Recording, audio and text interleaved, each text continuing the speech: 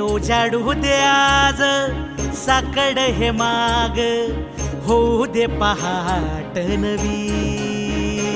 आता होऊन जाऊ दे साऱ्या जगाला पाहू दे, पडू दे पाऊल पुढं. जरी काट पाया खाली लाकड्याला येऊ दे, पडू दे पाऊल पुढं. मोठी लढाई र लढू मातीसाठी र गड्या, मनगटाच जोर लावून. दाटला जरी अंधार एकजूट होऊ आज, दिवा देऊ तेज दावर.